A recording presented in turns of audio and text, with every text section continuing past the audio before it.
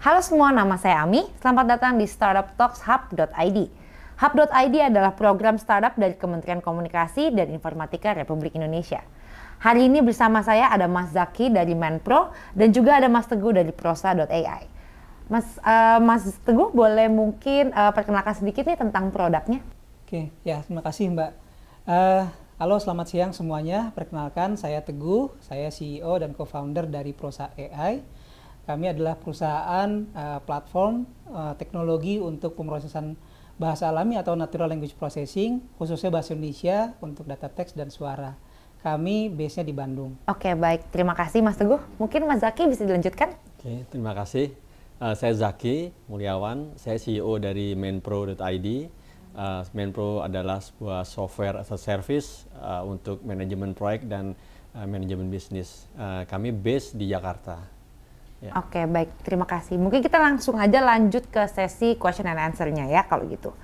Oke, mungkin di awal saya akan menanyakan tentang bagaimana sih asal mula dari produk masing-masing.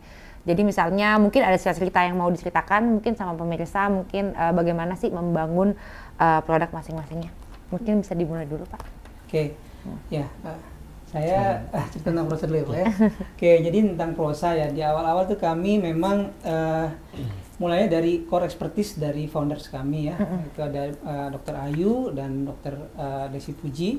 Dr. Ayu ini adalah ahli di bidang NLP untuk teks, sudah berkecimpung di research selama lebih dari hampir 2 dekade lah, sama dengan Bu Desi. Bu Ayu di teks dan di speech, dan mereka melihat permasalahan-permasalahan ya, yang juga memang mereka dihubungi banyak industri untuk memecahkan permasalahan bisnis untuk memproses data teks dan suara mereka. Ada yang terkait misalkan yang gampangnya chatbot, terus data call center dan sebagainya. Nah, dari situ kita ngelihat juga di Indonesia belum banyak startup yang basisnya teknologi, dari research terus menjadi benar-benar perusahaan yang berjaya di industri gitu ya.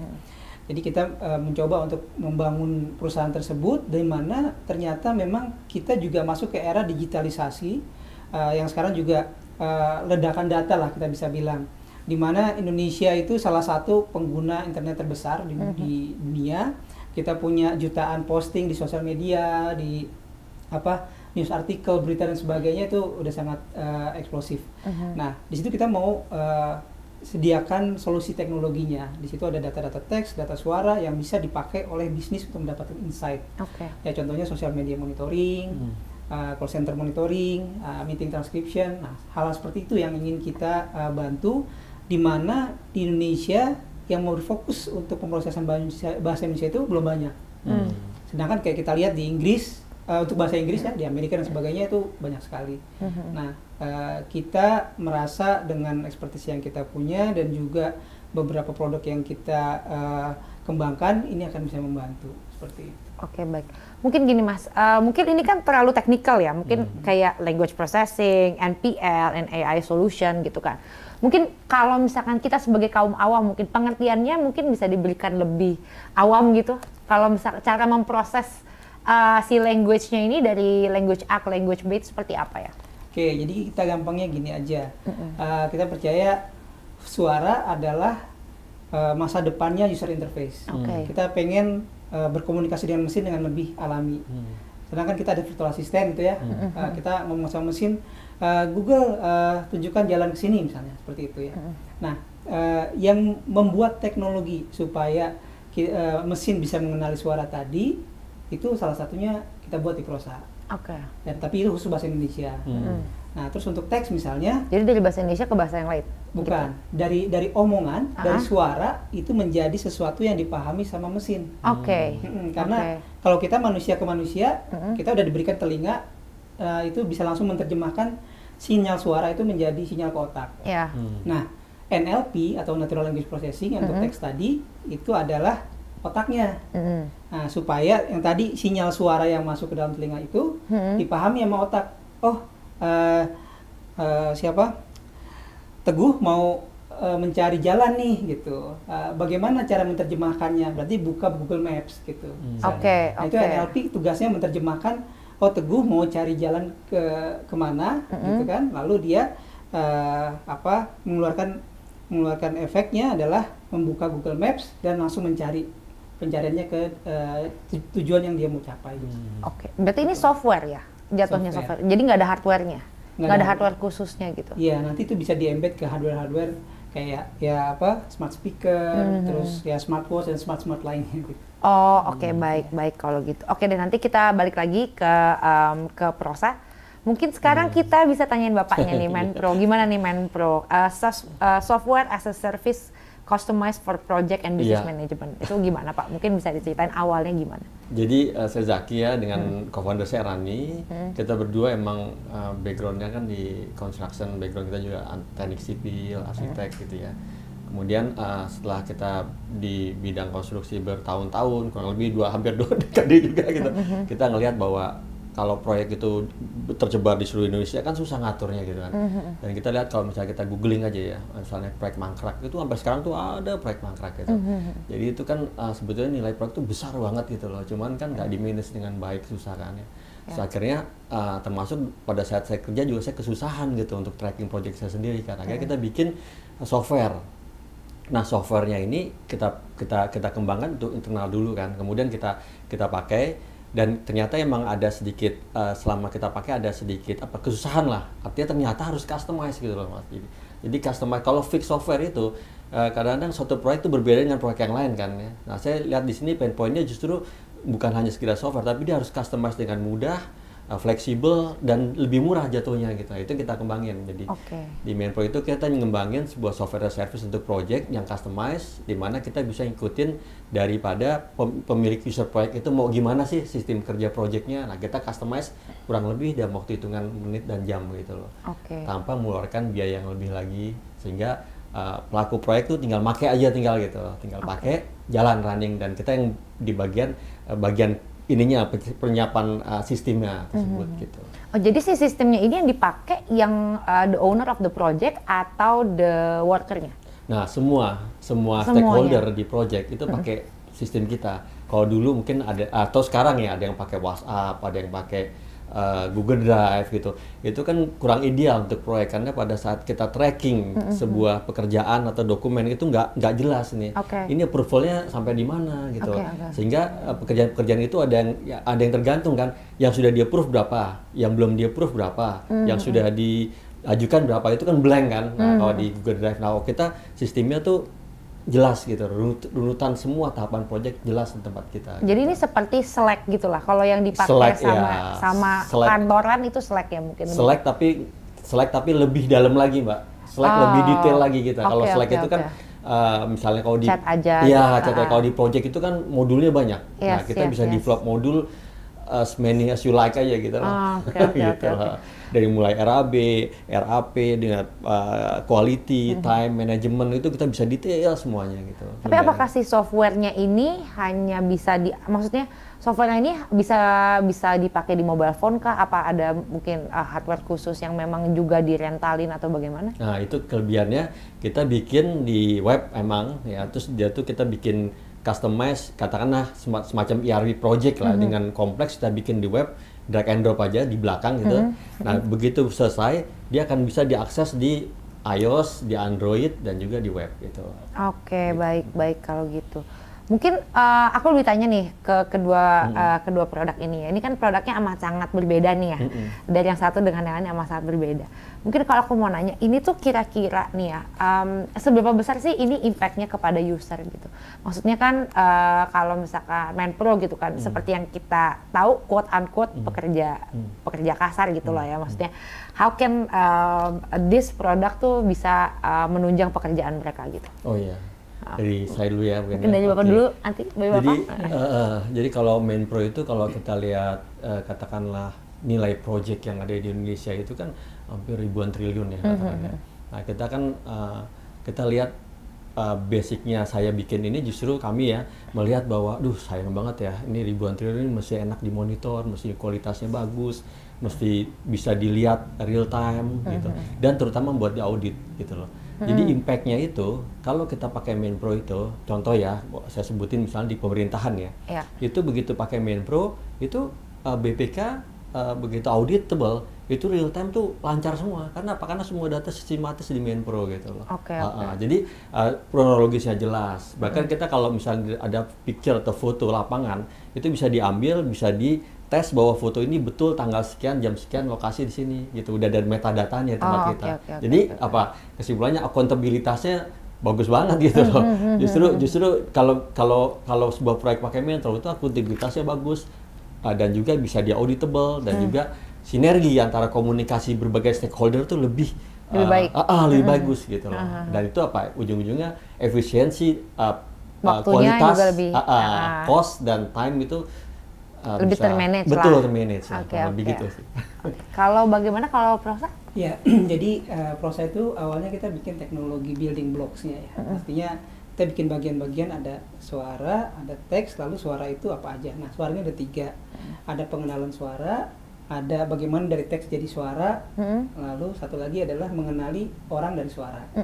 Nah, contohnya untuk yang mengenali orang dari suara aja, kita sudah pasang di salah satu bank terbesar Indonesia. Itu misalnya kita di call center ketika kita di bank mau dilayani kan ditanya banyak hal ya. Ibu kandung, tanggal lahir dan sebagainya itu kan baru buat user tuh agak kurang mengenakan dan juga makan waktu lama buat call center. Nah, kalau kita tambahin sebuah teknologi untuk mengenali yang ngomong ini sebenarnya siapa sih, bener nggak yang ngomong ini punya akun ini gitu. Nah, itu bisa menghemat waktu telepon dan juga menambah kenyamanan user karena dia hanya ditanya paling 1-2 pertanyaan aja cukup. Lalu ternyata udah dideteksi, ini bener nih orangnya yang punya suara ini. Jadi biar ini aja ada suaranya aja keluar gitu. Jadi biar bisa terdeteksi langsung gitu ya. Betul. Jadi langsung terdeteksi bener nih yang punya akun ini. Lalu langsung bisa dilayani. Itu menghemat banyak waktu layanan kan. Gitu. Itu juga efeknya berarti biaya ke customer service juga lebih murah. Betul. Itu salah satunya. Ini contoh di negara Australia itu udah 1/7 warga negara Australia terdaftar suaranya. Jadi kayak kita punya sidik jari gitu ya. Nah, ini sidik suara. Gitu. Nah, sidik suara ini yang menjadi dasar untuk pengenalan tadi. Nah, nggak usah pakai Dukcapil lagi dong sekarang. Itu sebagai pelengkap. Pelengkap ya. Kadang-kadang kalau kita masuk ke HP juga pakai sidik jari, kadang-kadang bahasa nggak dapat ya Pak. Iya benar. Ini salah satu pelengkap. Nah, tapi kalau sakit gitu gimana Pak? Kalau soalnya berubah gitu. Sama itu kalau sakit ya, kalau memang benar-benar berubah, dia ada toleransinya. Kalau sakitnya nggak parah-parah banget ya nggak apa-apa. Tapi kalau habis operasi gigi kan susah ngomong. Itu nggak bisa. Itu misalnya. Gitu. Itu tadi yang suara. Jadi itu ya dengan tapping ke bank itu aja udah potensial jutaan nasabah ya yang bisa mendapatkan impact-nya. Terus tadi meeting transcription kita satu contohnya, mungkin kalau orang-orang biasa sekarang ya dengan Vicon ya, era Vicon mungkin juga mereka mau note taking lebih gampang gitu. Tapi secara impact-nya kan buat mereka bisa ekonomikal nggak terlalu besar ya kalau secara akumulasi kalau banyak yang pakai itu akan banyak. Nah, untuk di institusi tertentu bikin sebuah MOM karena mereka harus dengerin satu-satu bener-bener rekamannya itu bisa 2 minggu bikin satu MOM. Pakai ini dia sambil dengerin sambil langsung betulin. Selesai meeting bisa langsung jadi gitu. Jadi langsung terdeteksi dan langsung tertulis semuanya sendiri automatically gitu. Betul. Akurasinya berapa persen Pak? Nah, untuk yang formal itu kita sampai up to 98%. Up to. Jadi itu tergantung dengan noise, terus topik pembicaraan dan cara berbicara. Kadang-kadang kalau yang kayak DPR, persidangan dan sebagainya itu kan udah formal ya, dan suaranya juga sudah diatur, nah itu bisa sampai segitu. Tapi kan gini ya Pak, kita tuh kalau misalkan even kita nih divisi ya, kalau meeting tuh nggak fully Indonesian gitu. Kadang kan agak campur-campur Inggris Indonesia gitu. Even itu cuman kayak contohnya kayak satu kata atau 2 kata gitu kan ya. Itu bagaimana tuh Pak penanggulangannya tuh Pak? Ya, nanti itu masuk ke dalam bahasa serapan, apakah itu asing maupun daerah, itu bisa ditangani. Terus juga nah, kalau dia switching, jadi ketika ngomong kayak gini, kita sebutkan switching ya. Switching itu masih kita dengan struktur bahasa Indonesia, itu nggak masalah. Tapi ketika kita berubah grammar, kita benar-benar ngomongnya Inggris, gitu ya, dengan struktur Inggris, baru itu dia mulai kacau. Jadi terus kita ganti menjadi engine ke bahasa Inggris. Gitu. Jadi automatically itu bisa? Nah, itu bisa, ada namanya code switching. Jadi dia harus deteksi dulu bahwa ini si orang ini lagi ngomong bahasa apa gitu. Nah, itu harus dilakukan terus-menerus. Dan ini secara default kita nggak kasih di produk kita, ya karena itu kan effortnya juga lumayan, resource komputasinya. Iya. Bagi yang perlu itu, ya boleh. Ada fasilitasnya, bisa ditambahin gitu. Bisa ditambahin ya dengan custom oke. juga kan. Oke deh. Kalau gitu mungkin aku mau nanya gini, ini kan apa namanya, kalian nih produknya tuh niche banget ya. Iya, betul. Niche banget kan untuk maksudnya it's not something that people everybody needs gitu kan. Ini untuk subscribe-nya ke produk kalian itu gimana sih? Apakah tahunan, yearly lah, apa kontraknya berapa gitu? Mungkin Bapak dulu bisa mulai. Oh, saya ya. Iya. Kalau misalnya kita pada dasarnya sama ya, sebenarnya software as a service ya kita ya. Kita software service kan berarti kan kita menyewakan software itu ke user, itu kontraknya itu per bulan gitu, Pak. Tergantung dari kontrak. Kalau Menpro itu project gitu loh. Bisa ada project 2 tahun, ada yang setahun, ada yang 3 tahun, ada yang 10 tahun gitu. Jadi based on kontraknya itu. Nah, kalau harganya itu biasa kita melihat dari sisi kompleksitasnya dan jumlah usernya gitu.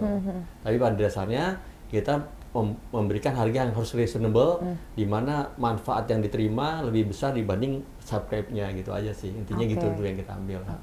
Tapi apakah gini Pak, kalau misalkan saya misalnya kontraktor gitu, saya pengen bikin pengen daftar di Menpro gitu, apakah saya masih bisa nge-adjust lagi gitu, maksudnya masih bisa kayak di customize lagi nggak sih platformnya? Apa emang itu aja gitu? Jadi di tempat kita itu unlimited user, unlimited storage, unlimited customize, unlimited training, Mbak. Gitu. Itu emang kita bikin serba unlimited karena emang kita sudah memikirkan kemudahannya sih. Jadi kita kalau misalnya user katakanlah dia setengah jalan mau nambahin menu gudang gitu, warehouse, silakan bikin. Oh bisa. Karena jadi adjustable lah ya. Adjustable banget gitu loh. Oke. Modul juga kita bisa tambahin, silakan gitu loh. Itu yang kita kasih. Nanti di charge-nya beda lagi gitu. Enggak juga. Enggak juga. Iya, itu kan emang biasanya kan mereka customize, habis itu kan nggak customize terus-terusan orang itu, orang bingung kan gitu. Nah, biasanya customize sekali atau 2 kali, habis itu sebulan kemudian nambah lagi dong Pak, monggo nambah lagi gitu, sekali 2 kali nambah lagi, biasanya gitu sih. Jadi emang nggak ada charge untuk sekarang, nggak ada charge gitu. Oke deh, baik. Kalau Bapak bagaimana Pak? Ya, jadi kalau kita tadi kan ada beberapa teknologi itu sekarang kita baru merambah ke B2C juga. Jadi kalau yang tadi kan B2B, kalau B2B kita biasanya pakai subscription yang tahunan. Ada juga yang sistemnya perpetual. Perpetual itu artinya sekali bayar. Itu biasanya dengan pemerintah karena mereka tidak bisa menganggarkan multi years biasanya. Walaupun ada juga yang multi years. Dan ya alhamdulillah juga ya kita nyata ada contoh kasusnya yang bisa multi years Pak gitu, tahunan tapi multi years gitu, karena ya mereka juga kalau pikir kalau bayar sekali bayar itu kan berarti lebih mahal gitu, jadi itu bisa. Nah walaupun biasanya perpetual itu kita ada maintenance, jadi bayar sekali yang besarnya, yang maintenance-nya itu biasanya yang di bawah nilai untuk tender gitu ya. Terus kita ini pertanyaan menarik nih. Dengan di bawah tender ya, itu maintenance-nya di bawah tender. Karena mereka tapi yang perpetualnya tender tapinya. Iya, perpetual tender. Apakah kita pakai partner atau kita masuk sendiri gitu ya. Beauty contest sebagainya. Nah, tiap tahun kita charge kalau yang perpetual pakai maintenance, ya kita jaga kualitas softwarenya dan sebagainya, kita melakukan monitoring. Terus tadi ada subscription tahunan. Nah, plus ada kalau misalnya di awal-awal kita implementasi itu ada implementation cost. Implementation cost ini macam-macam tergantung sama datanya user. Kadang-kadang kita butuh istilahnya adaptasi. Jadi misalnya di sebuah brand tertentu kan dia punya perusahaan ya, dia punya brandnya sendiri, nama produknya sendiri. Nah, kita kustomisasi dulu di awal supaya semua data-data yang custom hanya untuk perusahaan itu kita masukin dulu nih ke data. Gitu. Jadi bisa dikenali dengan akurat.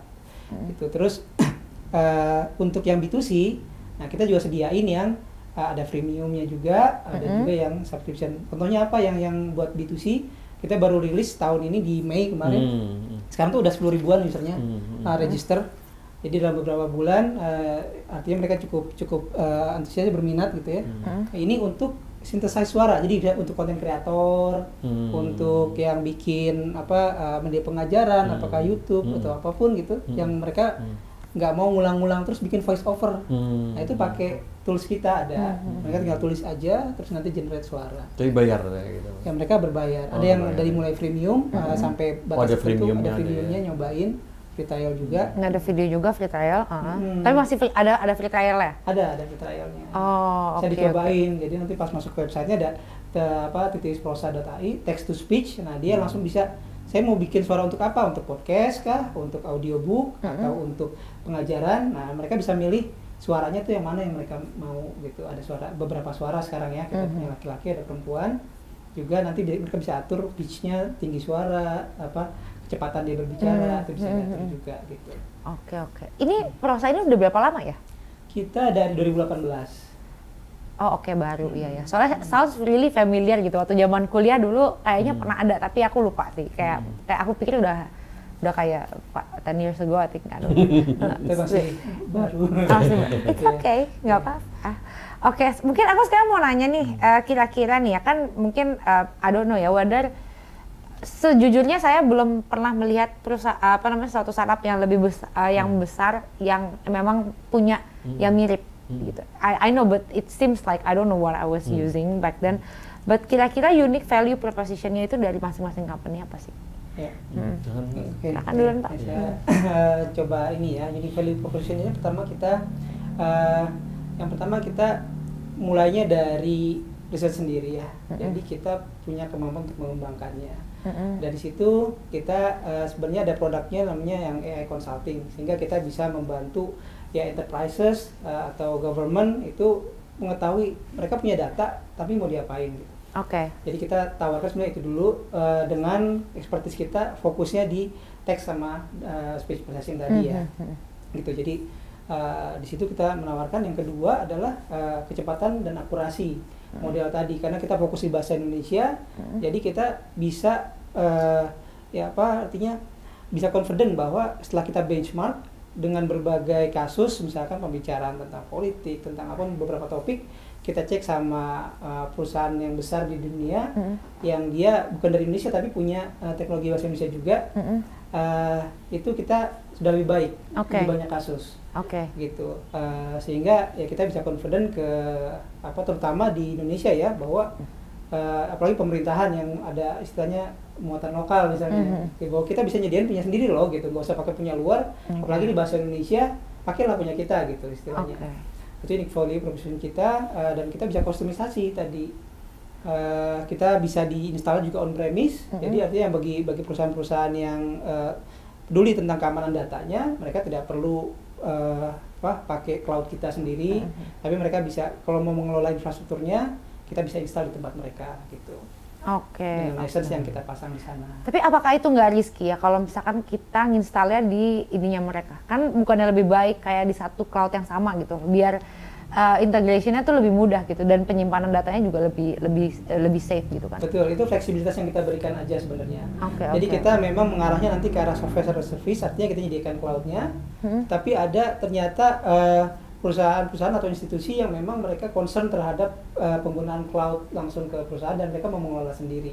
Nah, di sini banyak yang tadi masalah risky ya, risky nggak berani naruh di on premise, takutnya dia ambil software dan sebagainya gitu. Nah kita come up dengan our license management system ya, supaya itu bisa diamankan juga gitu sebenarnya. Jadi udah pasti ada backup-nya juga kan sebenarnya? Ada backup-nya, bagaimana yang kita pasang di tempat klien itu juga mereka nggak bisa copy ke tempat lain, nggak bisa digandakan seperti itu, nggak bisa jual lagi servisnya gitu. Oke, baik kalau begitu. Kalau Bapak bagaimana Pak? Jadi kalau misalnya 3 kata yang paling penting ya di B2B seperti Menpro itu adalah kata pertama stabil, kedua itu aman, yang ketiga adalah cost of runs-nya rendah, artinya bisa menekan biaya cost of run-nya gitu. Itu 3 hal yang harus ada di software service kayak B2B saya. Stabil dalam arti kata kita coding kita sudah melalui ada ribuan user udah pakai lah ya, stabil, nggak hang, nggak apa gitu ya. Kita udah punya juga aman dalam arti kata kita udah ikut ISO 27001, jadi aman tuh kita juga diaudit oleh kita BSI ya, British Standard International itu, jadi mengaudit sistem kerja ini kita, software security kita. Juga termasuk backupnya, daily backup, lokasi server. Terus sudah itu juga VA test, juga pen test, itu kita pakai ethical hacker internasional. Jadi pada saat kita mau kontrak kita NDA dengan user dan mereka yakin bahwa kita kasih dokumentasi security-nya Mas itu Mbak ya. Kemudian baru kita jalan gitu. Karena emang kan yang MainPro itu software service memegang data semua project kan nanti. Jadi kita mesti siap di audit gitu security-nya. Dan terakhir adalah cost of run. Cost of run itu added value-nya kita ada suatu contoh ya. Perusahaan besar ya, rumah sakit punya 70 rumah sakit Indonesia pakai MainPro, itu menekan biaya pertama udah nggak pakai printer lagi sekarang, udah nggak pakai kertas lagi sekarang, udah nggak pakai printer, kertas dan juga real time, every time dia bisa ngelihat semua progres pekerjaan bisnisnya dia gitu. Nah itu kan arti kata unique value proposition yang kita tawarkan ke mereka gitu, stabil, anytime nggak boleh hang ya. Kalau kita mau katakan maintenance ya kita kasih tahu seminggu sebelum kita maintenance loh jam 1 malam gitu loh. Artinya pada saat 1 malam mereka nggak menggangan berapa jam maintenance. Nah aman dan arti kata kita harus diaudit dengan ISO 2701 dan juga audit internasional. Yang ketiga yaitu yang mereka sangat cost efisiensi banget gitu loh. Perusahaan-perusahaan itu yang swasta itu nggak perlu nyediain gudang, nggak perlu nyediain tempat kertas buat ini lagi gitu loh. Printer juga nggak ada, itu efisiensi gede banget tuh dengan sistem yang MainPro tawarkan sebetulnya gitu. Mungkin aku pengen nanya gini, kalau misalnya kita ngomongin data yang mereka input ke dalam software ini, nanti setelah setelah datanya tersebut diinput, apakah yang nanti Bapak support ke mereka tuh berupa apa? Udah rapi gitu bentuknya? Betul. Tinggal mereka ini aja dan berapa lama sih mereka bisa menggunakan platformnya ini? Apakah nanti kalau proyeknya udah selesai, udah done gitu, cut dan the sistemnya off atau bagaimana? Jadi kalau misalnya katanya proyek itu 2 tahun ya, begitu selesai 2 tahun, datanya itu kita kasih ke user dan bentuk offline software gitu, kita kasih ke user bisa ngeliat bahwa dikosongin di disk kita, kita kasih pilihan apa buat disimpan di kita masih bisa sampai 5 tahun Mbak, karena masa audit tuh 5 tahun gitu loh. 5 tahun sampai dari mulai berhenti, bisa di tempat kita 5 tahun. Habis itu kita hapus. Itu for free, jasa yang diberikan? Udah masuk dalam ini kan di kontrak awal kan, bahwa biasanya kan auditing dari BPK, dari auditor eksternal kan kadang-kadang tahun ketiga gitu kan. Coba saya mau lihat dong proyek yang tahun 2018. Nah kadang-kadang kalau ya mohon maaf ya kadang-kadang kalau manajemen sistem proyek yang nggak jelas kan, waduh di mana tuh? Iya, nyari di mana-mana. Akhirnya kececeran kan. Nah kalau di MainPro sudah bisa di-keep ya. Pokoknya 5 tahun. 5 tahun dari awal proyek betul. Sampai selesai. Sampai dari akhir proyek. Dari akhir proyek sampai 5 tahun ke depan. Ya. Oke, that's a good thing. Oke, kalau gitu mungkin ya aku mau nanya lagi. Jadi kan kalian ini masuknya ke smart city lah ya. Ya enggak sih? Masuknya ke smart city, teknologi yang untuk membangun kota atau Indonesia gitu kan, lebih baik gitu. Kira-kira nih ada nggak sih cerita kontribusi dari masing-masing produk gitu yang udah dilakukan buat Indonesia? Mungkin bisa mulai dulu Pak. Oke, ya. Tadi ya satu mungkin ya kita cerita tentang voice ID tadi ya, untuk mengenali speaker dari suaranya. Nah itu kan tentu saja pasti menambah kenyamanan buat user, bahwa dia nelfon nggak perlu lama-lama dia dikenali ya, walaupun dari sisi privacy itu mungkin sisi lain lagi ya. Tapi itu antara kenyamanan dan keamanan. Nah sekarang kita di teknologi tentu saja mencoba menyeimbangkan itu. Nah itu salah satu. Kalau di smart city ya tentu saja ini perlu diterapkan menurut saya di seluruh kayak fintech ya, atau berbagai macam yang transaksi yang dia sebenarnya bisa menambah keamanan tadi dari biometrik. Yang kedua, kita juga punya solusi yang semacam voicebot. Ya, voicebot itu kayak virtual assistant. Nah, mungkin kalau yang di smartphone gampangnya ya ada Google ya, ada Amazon juga. Nah, tapi bagaimana kalau di daerah bisnis? Gitu kan, di daerah bisnis kan itu harus custom. Misalnya kita baru sedang implement ya saat ini di Kemenristek BRIN. Ya, itu semacam kayak anjungan yang ada avatarnya, ya kan, menampilkan sebuah avatar customer service yang ketika user dia nanti mencoba berinteraksi, dia merasa oh ini ada sebuah virtual assistant yang mencoba cukup personalize buat dia. Dia jawab apa, pertanyaannya cukup nyambung gitu ya. Dan seperti dia ketemu sama customer service yang pertama-tama kali datang juga gitu kan ya, tidak harus orang gitu, jadi digantikan sama robot dulu. Oh ini merasa, oh ya namanya Kemenristek Brand harus canggih dong, harus dan juga harus personalis juga layanannya. Nah ketika ya dia bertanya dan mungkin informasi lebih lanjut lagi, baru dia diarahkan ke orang yang sesuai gitu kan. Nah ini salah satunya nanti di Smart City mungkin akan banyak, kayak di halte-halte mungkin ada semacam display gitu ya. Mungkin nanti dia akan menampilkan ada, sebelumnya kita juga punya teknologi computer vision ya, tapi kita tidak lanjutkan karena itu banyak yang sudah mengembangkan ya. Itu sebenarnya ketika ada deteksi ada orang misalnya, dia bisa menampilkan iklan yang bersesuaian. Nah di display itu masyarakat bisa interaksi nanti ya pakai bahasa Indonesia tentu saja kan, karena orang Indonesia mau berinteraksi itu bisa pakai engine kita. Kita sedang juga lagi mengembangkan ke arah sana supaya bisa lebih mudah integrasikan dengan display-display seperti itu. Nanti kalau ada di Smart City banyak display-display seperti itu, dan itu bisa langsung interaksi sama avatar tadi misalnya. Gitu. Oke, baik. Salah satu contohnya ya di Smart City gitu. Terus ya tadi tentunya dengan kita mengembangkan teknologi suara, kedepannya tadi kita yakin juga suara menjadi masa depan dari user interaction gitu kan.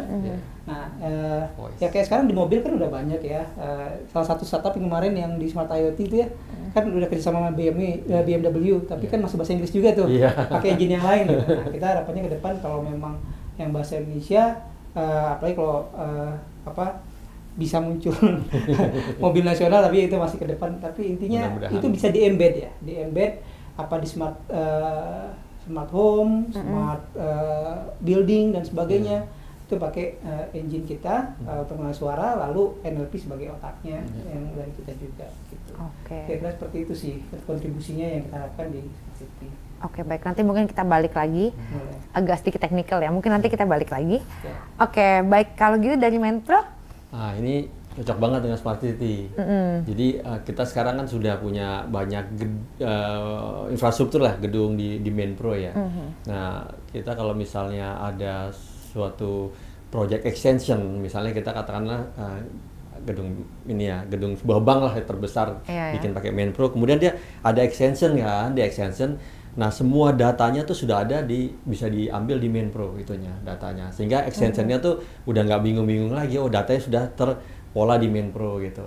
Nah kedua, kita juga menggambarkan Internet of Things sekarang gitu loh. Internet of Things itu kita pakai software, jadi pada dasarnya Menpro itu kan softwarenya, Internet of Things-nya kan dari usernya. Misalnya sekarang contohnya ya, misalnya di project itu kan banyak kebocoran kencing solar katakanlah ya, pakai solar tuh gitu. Nah kalau pakai Menpro kita bisa pakai alat yang bisa mendeteksi bahwa solarnya itu volume masuk solar dan volume keluarnya itu bisa rapi terdata dengan benar gitu. Jadi nggak ada kebocoran. Itu yang sebetulnya lebih arah ke monitoring sih. Nah Internet of Things itu bisa digunakan nanti setelah proyeknya selesai, apabila mau pakai software monitoringnya dari Internet of Things Menpro itu bisa dipergunakan untuk monitor semua katakanlah lampunya, smart building, smart city. Itu deket banget dengan Menpro secara database untuk before, along construction ya, dan operational gitu loh. Tujuannya kita jadi dari construction ke operational bisa dimonitoring semuanya di Menpro gitu sih. Oke, baik. Oke deh kalau gitu. Dengan segala technicality ini nih ya, sekarang aku pengen tanya nih, tantangannya tuh apa sih membangun produk yang dengan niche market di Indonesia? Saya mulai dulu Pak. Oke, iya tantangannya itu yang pertama itu sebenarnya data ya kan. Balik lagi. Karena kalau kita kan di AI itu basisnya data ya. Nah, bagaimana menyiapkan data yang berkualitas, lalu tentu saja talenta juga itu juga akan berpengaruh ya untuk tantangan kita, bagaimana ya membangun di perusahaan ini orang-orang yang capable untuk mengembangkan teknologi ini menjadi benar-benar high performance gitu. Tadi kan kita pengen kedepannya tadi kalau misalkan kita berinteraksi sama mesin, itu kan punya responsif ya. Ngapain dong kita ngomong tapi sedetik kemudian baru jawab gitu. Sedetik itu udah lama gitu buat komunikasi kita kan. Jadi kayak nggak nyambung ya? Kayak nggak nyambung, agak tell me gitu kan. Jadi kita nggak pengen mesinnya kayak gitu. Nanti kedepannya itu perlu mengembangkan sampai seoptimal itu. dan terus jawabnya juga harus nyambung gitu kan, jawabnya harus nyambung dan sebagainya, dan akurasinya pasti perlu tinggi karena tantangannya di awal-awal itu adalah ketika kita bicara AI ada speech processing, text processing, dari user itu ngarepnya 100% akurasinya gitu. Jadi kalau ada salah sedikit kok salah gitu. Nah, kalau manusia juga berapa banyak salahnya sebenarnya kalau kita iya. kan. Karena kita juga manusia suka mikir dulu juga sih kalau misalkan kalau misalkan jawab pertanyaan orang kan. Mikir gitu. salah dan ketika udah kerja 2 jam mulai tambah banyak salahnya. Iya. Kalau mesin salahnya misalkan berapa persen, dia terus segitu gitu. Iya. Konsisten gitu kan. Dan bisa 24 jam gitu kita bisa taruh ya lebih banyak lagi ya mesin untuk menggantikan hal-hal yang rutin dari manusia. Nah, tantangannya di situ terus ya awareness tadi ya, supaya orang juga tahu dengan AI itu kita nggak bisa dapat 100% loh optimasi sebenarnya gitu. Iya. Tapi kita bisa membantu orang kayak tadi ya 80% aja kerjaan kita dibantu sama mesin kan, itu udah enak gitu. Jadi kita bisa mengerjakan hal-hal lain yang lebih bermanfaat, lebih punya nilai kreativitas dan sebagainya gitu. Jadi betul. Itu awareness itu yang perlu kita bangun dan juga kita perlu infra ya sebenarnya. Infra itu tantangan juga yang sekarang ini masih cukup mahal ya sebenarnya untuk AI. Nah, harapannya ke depan semakin semakin affordable dan kita di founders kita juga sekarang aktif ya di Stranas nasional yang untuk AI untuk meningkatkan awareness terkait pemanfaatan AI karena tingkat adopsi AI di Asia Tenggara sebenarnya masih cukup rendah, bahkan di Singapura juga sebenarnya gitu. Tapi memang kita kan masih dalam rangka digital transformation. Jadi langkah menuju AI digital transformation supaya datanya itu terkumpul, datanya itu ada baru terproses sama AI kan gitu sebenarnya. Nah, kita ya mencoba mempercepat itu supaya adopsi semakin banyak, market kita juga berkembang kan. Ya tentu saja jadinya produk-produk yang kita bangun ini semakin banyak yang pakai gitu sih. Oke, baik kalau gitu. Bisa dilanjutkan Pak? Sebenarnya sama ya, pertama mungkin lebih ke technical stability-nya lah gitu ya. Itu sama, Menpro juga itu, tapi yang lebih penting itu adalah edukasi ke user sih Mbak. Jadi startup itu kan sesuatu yang katakanlah baru ya. Jadi yang sebelumnya konvensional berpindah ke digital padahal manfaatnya ada, cuman kan orang nggak langsung serta-merta, wah pakai ini gitu. Nah itu aja edukasinya aja, bahwa dengan memakai startup kita lebih banyak value yang didapat gitu loh, dibanding dengan pakai cara konvensional. Itu aja sih yang perlu diperkuat lagi lah. Ya, gitu, kurang lebih gitu sih intinya. Oke, kalau gitu. Baik, kalau gitu mungkin sekarang kita sudah ada di pertanyaan terakhir. Big step-nya apa sih setelah mengikuti Hub ID ini? Kan kalian terpilih dari sekitar 800 startup gitu menjadi 43. Nah, kalian kan 2 yang beruntung nih terpilih. Kira-kira big step-nya tuh apa setelah Hub ID ini? Bisa dimana-mana Pak? Oke, ya jadi pertama saya ucapkan terima kasih kepada penyelenggara Hub ID ya, Mbak juga ya, menghost acara ini, kepada Kominfo juga pada para stakeholder di Hub ID dan para startup juga yang saling memotivasi. Ya harapannya dengan adanya network ini ya, itu bisa terjalin dengan baik, kolaborasi, sinergi antara ya quad helix ya, pemerintah, industri, community, sama university juga, bahwa kita perlu memajukan industri software dan AI di Indonesia. Jadi software dan AI ini merupakan sebuah industri yang Indonesia tuh bisa bersaing di kancah global tanpa terlalu banyak stepping di belakangnya, nggak kayak manufacturing kita udah jauh kalah sama Cina dan sebagainya. Tapi kalau software ini kita punya potensi besar. Di seluruh Indonesia, tidak terbatas dia dimanapun asal punya digital connection, internet, dan kita bisa perkembangan talentanya. Kita harus bisa mandiri di software dan AI ini, dan bahkan nggak hanya mandiri tapi kita bisa mensuplai ke negara-negara luar gitu. Jadi harapannya dengan Hub ID ini bisa mendeteksi atau mengidentifikasi startup yang berpotensi seperti itu, bisa saling dukung, saling kolaborasi dan memajukan industri software di Indonesia. Oke, baik kalau gitu terima kasih Pak. Mungkin bisa dilanjutkan Pak? Jadi kalau misalnya dari sisi Menpro tuh melihat bahwa Hub ID adalah suatu sarana untuk para startup ya, di-utilize dengan maksimal oleh pemerintah dan juga masyarakat Indonesia pada dasarnya Mbak. Jadi kalau misalnya kita back to cerita di China lah gitu kan ya, gimana pemerintah China itu kan protektif terhadap Google sehingga ada Baidu gitu lah, WhatsApp ada WeChat. Nah kita pengen sih kita ini yang startup Indonesia yang jumlahnya banyak banget ya dimaksimalin potensinya gitu loh. Sehingga pada saat dia market validasinya di dalam negeri sudah oke, dia pasti bisa diekspor Mbak gitu loh. Karena emang dari awal kan startup kita kan universal sifatnya, kayak Menpro sama Prosa itu universal, itu bisa dipergunakan untuk duplikasi di negara lain gitu loh. Nah itu salah satu Menpro sih, pengennya tuh ada suatu titik yang dia akan dipergunakan di seluruh dunia katanya, itu mimpi besarnya kita. Tapi market validation di Indonesia didukung dong sama pemerintah supaya kita bisa jadi bukan jago kandang aja gitu. Iya, Itu iya, yang bisa paling go penting internasional gitu. ya Pak. Iya, Ya, itu gitu. dia. Kalau dari Menpro sih harapannya gitu. Jadi kita mau bisa jadi go internasional lah kurang lebih gitu. Baik, kalau begitu. Oke, sekarang kita sudah ada di penghujung acara nih kebetulan. Kalau gitu sebelum saya menutup acaranya, mungkin ada kata-kata mungkin kesan pesan kalau misalkan mau tahu nih soal produk-produk bapak-bapak nih bisa kemana? Oke, baik. Jadi kalau mau tahu lebih lanjut tentang Prosa dan produk-produknya, bisa diakses di www.prosa.ai.